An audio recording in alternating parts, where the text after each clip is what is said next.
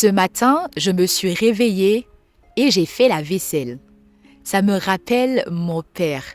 Quand j'étais enfant, mon père aimait me faire la vaisselle. Et moi, je détestais cela. Mais j'étais loin d'imaginer qu'il était en train de me préparer à la vie. Bienvenue dans Vivre cœur à cœur avec une orpheline. Je suis Habiba Diato et j'ai grandi sans père. Aujourd'hui, au travers de ce podcast, j'aimerais simplement partager mon histoire.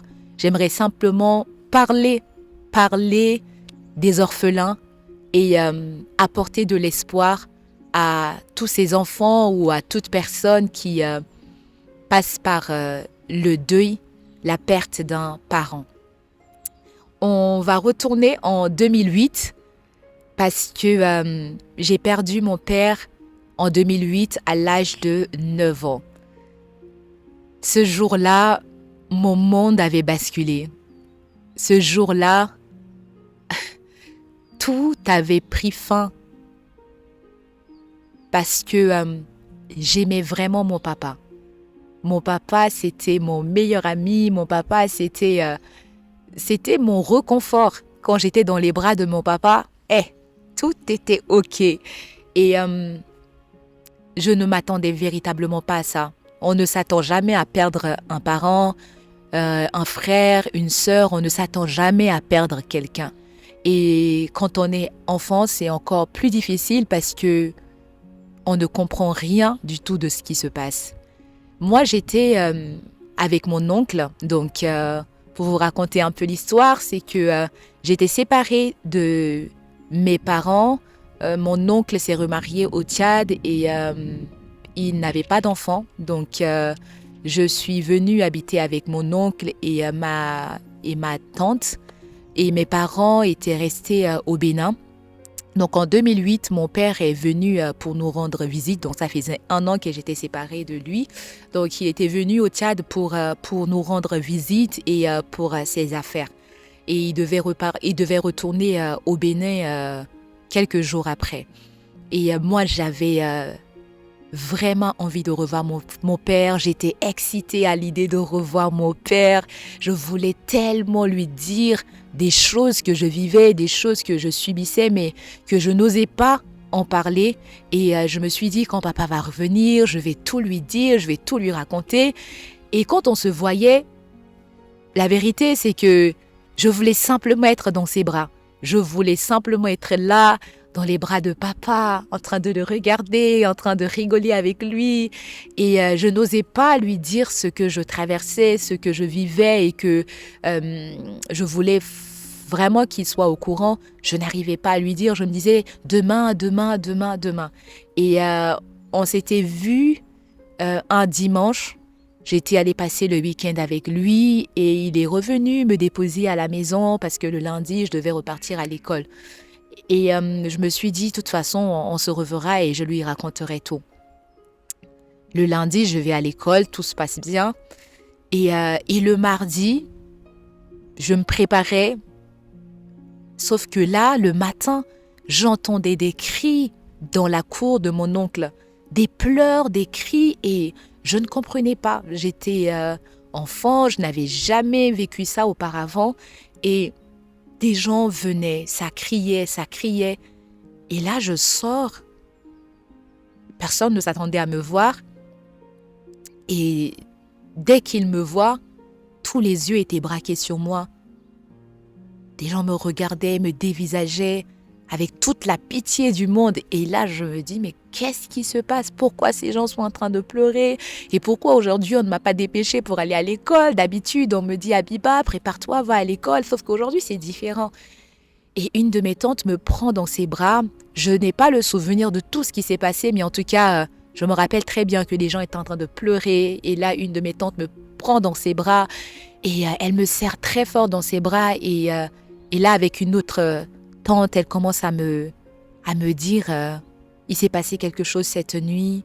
Ton papa, alors qu'il rentrait à la maison, il a été poursuivi par 2 personnes et ils ont tiré sur lui. Ton papa est mort. Mon cerveau d'enfant ne comprenait pas du tout ce langage. Enfin, je comprends, hein, je comprends le langage, je comprends ce qu'ils sont en train de dire, je comprends le patois. Mais mon père est mort, comment ça se fait? J'ai vu mon père avant-hier. Donc, vous pouvez pas me dire que papa est mort. Je l'ai vu avant-hier et on devait se voir. Et j'ai beaucoup de choses à dire à papa. Donc, papa n'est pas parti. C'est un mensonge. En plus, ma mère n'est pas là. Mes frères et sœurs ne sont pas là. Enfin, qu'est-ce qui se passe? Et là, ma tante me dit, c'est vraiment arrivé. Ton père est mort. Ton père n'est plus de ce monde. Et là, je sens vraiment dans mon cœur que ce n'est pas un mensonge. Je sens vraiment dans mon cœur que finalement, ce qu'ils sont en train de dire, c'est la vérité. Et une tristesse m'envahit. Une tristesse que je ne pouvais pas expliquer m'envahit. Et je me mets à pleurer. Comme tout le monde pleurait autour de moi, moi aussi, je commence à pleurer. Mais c'est pas vrai, c'est pas vrai. Et plus les heures avançaient, plus les gens venaient et plus la réalité devenait vérité. Et c'est ainsi que papa est parti. Je vous assure que moi, je n'y ai pas cru, même les jours qui ont suivi. Pour moi, c'était pas vrai. Parce que papa m'a promis de revenir me chercher. Papa m'a promis de revenir me faire sortir. Et papa ne peut pas partir comme ça. Tu vois, le cerveau d'enfant n'arrivait pas du tout à accepter ça. Et je crois que, enfant ou pas, on n'est jamais préparé à l'idée de perdre un parent. On n'est jamais préparé à l'idée de perdre un frère, une sœur, une personne qu'on aime. Et quand cette nouvelle arrive, on est toujours sous le choc et ça nous demande du temps. Et c'est OK, ça nous demande du temps d'accepter cette nouvelle, ça nous demande du temps de vivre avec cette nouvelle. Et pour moi, c'était fini. Pour moi, c'était également fini en fait, parce que l'amour que je portais pour mon père, l'attachement que j'avais pour mon père, c'était impossible de penser que je pouvais vivre sans mon père. Enfin, ce jour-là, c'était vraiment le jour le plus horrible de toute ma vie parce que je devais continuer à vivre tout en me disant que papa n'est plus là, en fait. Et c'était vraiment difficile. Aujourd'hui, je parle de cette histoire avec beaucoup d'émotion parce que mon papa, c'est mon héros. Mon père n'est plus de ce monde et je suis restaurée. Dieu est passé par là pour me changer, mais quand je parle de mon père, j'ai encore beaucoup d'émotions parce que c'est un homme qui a compté dans ma vie. Et c'est un homme qui m'a transmis des valeurs, c'est un homme qui m'a transmis un héritage. Aujourd'hui, il y a beaucoup de choses que je fais, mais c'est de ton père ça. Et je suis très fière de lui, je suis très heureuse d'être sa fille. Et même s'il n'est pas de ce monde aujourd'hui, je sais qu'il continue de m'influencer par ses actions qu'il avait faites par le passé. Et ce podcast, c'est vraiment pour partager mon histoire et donner de l'espoir à tous ces orphelins. Tous ces orphelins peut-être qui aujourd'hui se disent comment je vais faire. Je me suis posé cette question, comment je vais faire? Comment je vais faire? Et je me rappelle encore que ma mère nous disait, Dieu est là, Dieu est le père des orphelins, Dieu va vous aider. J'avais 9 ans, ma petite sœur avait 4 ans et mon grand frère avait 11 ans. On était tout jeunes et ma mère avait dans les trentaines, ma mère était aussi très jeune. Je ne peux pas vous dire avec certitude que je savais que j'allais être là aujourd'hui, que je savais que tout allait. Non, je ne savais rien du tout. Tous les jours étaient un jour de foi. Tous les jours étaient un jour de foi et aujourd'hui, Dieu a fait. Et aujourd'hui, je suis Abiba, les gens me connaissent, Abiba, la fille souriante, la fille joyeuse, mais waouh, j'étais pas du tout comme ça parce que mon père a été assassiné. Donc, j'ai grandi avec une haine dans mon cœur. J'ai grandi avec le désir de me venger, le désir de rendre à ceux qui ont fait ça la même chose, le désir de les voir souffrir, de les voir crever. Mais Dieu est bon parce que à un moment donné, il est venu dans ma vie et il m'a dit qu'il était le père des orphelins. Ma mère me le disait souvent, mais je ne le croyais pas. Jusqu'à mes 17 ans où vraiment j'ai rencontré cet amour-là. Cet amour qui m'a permis de pardonner. Cet amour qui m'a permis de me rendre compte que Dieu est véritablement le père des orphelins. Donc, on va faire un voyage ensemble. Je vais partager mon histoire parce que j'ai envie de parler. J'ai envie de parler simplement. J'ai dit vivre cœur à cœur. Cœur à cœur, c'est parler, c'est raconter son histoire, c'est partager son vécu. Et c'est vraiment ce que j'ai à cœur de le faire parce que j'ai une petite sœur et parfois, c'est pas toujours évident de revenir sur ce sujet avec ma petite sœur. Et j'ai envie d'aider ma petite sœur également. J'ai envie d'encourager ma petite sœur également.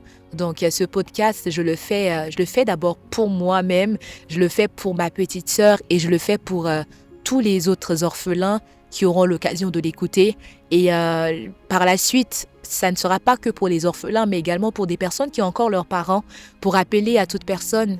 Si tu as ton papa, si tu as ta maman, s'il te plaît, ne gâche pas l'occasion que tu as de profiter avec lui ou avec elle. C'est sûr que parfois, il y a des relations qui ne sont pas belles ou incroyables. Peut-être que vous avez un parent qui n'est pas forcément le parent de votre rêve. Ça, on ne peut rien y changer, mais lorsque vous avez un bon père, une bonne mère, prenez le temps vraiment de profiter. Parce que il y a rien dans ce monde qui vaut la relation qu'on peut avoir avec ses parents. Donc, bienvenue dans Vivre cœur à cœur avec une orpheline, mon nouveau podcast. Pour ce premier épisode, je voulais juste poser déjà les jalons et puis par la suite, on prendra le temps de bien tout décortiquer, de bien tout se partager. Là, je parle avec mon cœur. Il n'y a rien de préparé, il n'y a pas un script qui est préparé. C'est vraiment mon cœur qui est en train de parler. Donc, prenez ça comme ça, ok? Prenez ça comme ça et avançons ensemble. Parce que si on a envie, c'est pour vivre. Et la Bible dit que Jésus est venu pour donner la vie abondante. Et moi, aujourd'hui, c'est de cette vie-là que je veux parler. Papa est plus de ce monde, mais je garde les bons souvenirs que j'ai eu à partager avec lui. Je garde l'héritage qu'il m'a laissé. Je garde les conseils, les valeurs qu'il m'a partagées. Et voilà, c'était Habiba Diato avec vous. On se dit rendez-vous pour le prochain épisode. Take care of you, guys. Bye bye.